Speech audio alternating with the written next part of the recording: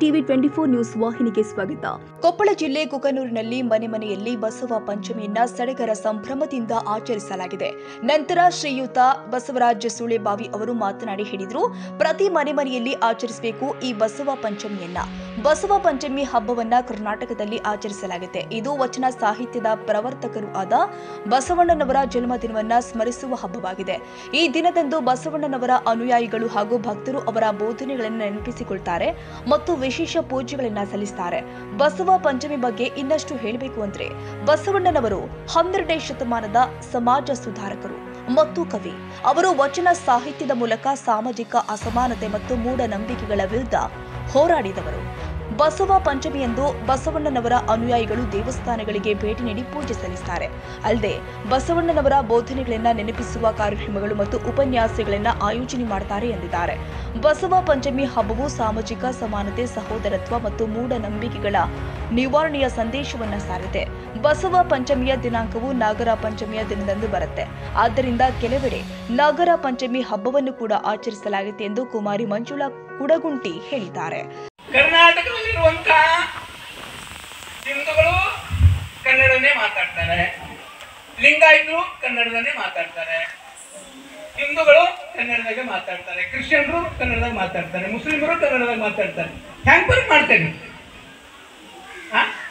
ಆಚರಣೆ ಇಲ್ಲ. Very good. ಭಾಳ ಜಾಣರು ನಮ್ಗೆ ಗೊತ್ತಿಲ್ಲ. ನನಗೆ ಎಲ್ಲ ಮಕ್ಕಳು ಏನಿದಾರಲ್ಲ ಭಾಳ ಜಾಣರದಿರಿ ಅಂತ. ನಮ್ಮ ಹುಟ್ಟಿನಿಂದ ಹಿಂದುತ್ವ ಗೊತ್ತಾಗ್ತದೆ, ಹುಟ್ಟಿನಿಂದ ಕ್ರಿಶ್ಚಿಯನ್ ಗೊತ್ತಾಗ್ತದೆ, ಹುಟ್ಟಿನಿಂದ ಮುಸ್ಲಿಂ ಗೊತ್ತಾಗ್ತದೆ, ಹುಟ್ಟಿನಿಂದ ಲಿಂಗಾಯತ ಅಂತ ಗೊತ್ತಾಗ್ತದೆ.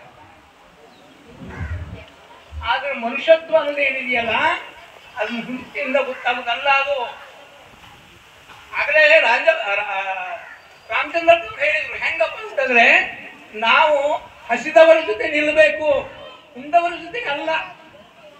ಯಾರ ಜೊತೆ ನಿಲ್ಬೇಕು? ನಾವು ಹಸಿದವರ ಜೊತೆ ನಿಲ್ಬೇಕು, ಉಂಡವರ ಜೊತೆಗಲ್ಲ.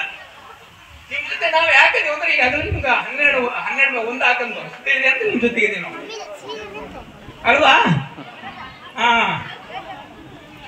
ಅಂದ್ರೆ ಯಾರು ಹಸಿವಿನಿಂದ ನೆರಳ್ತಾ ಇದ್ದಾರೋ ಅವ್ರ ಜೊತೆ ನಾವು ನಿಲ್ಲಬೇಕು. ಯಾರು ದುಃಖದೊಳಗಿರ್ತಾರೋ ಅವ್ರ ಜೊತೆ ನಾವು ನಿಲ್ಲಬೇಕು.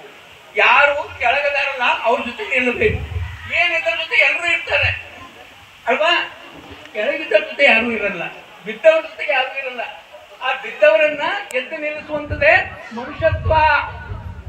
ಮನುಷ್ಯತ್ವ ಅಂದ್ರೆ ಏನು? ಮಾನತ್ವ ಅಂದ್ರೆ ಏನು? ಯಾರು ಬಿದ್ದವರಿದಾರಲ್ಲ, ಕೆಳಗಿದ್ದಾರಲ್ಲ ಅವ್ರನ್ನ ಎಬ್ಬಿಸುವಂಥದ್ದು. ಯಾರು ದುಃಖದಲ್ಲಿದಾರಲ್ಲ ಅವ್ರ ಕಣ್ಣೀರನ್ನು ಒರೆಸುವಂತಹದ್ದು.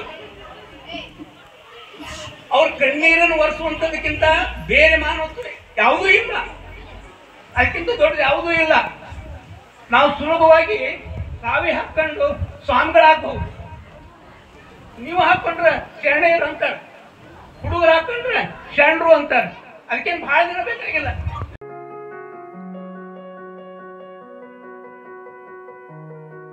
ಕನ್ನಡಿಗರ ಮೆಚ್ಚಿನ ನಿಮ್ಮ ಟಿವಿ 24 ಕನ್ನಡ ನ್ಯೂಸ್ ವಾಹಿನಿ ಇದೀಗ ಟಿವಿಯಲ್ಲಿ ಲಭ್ಯ.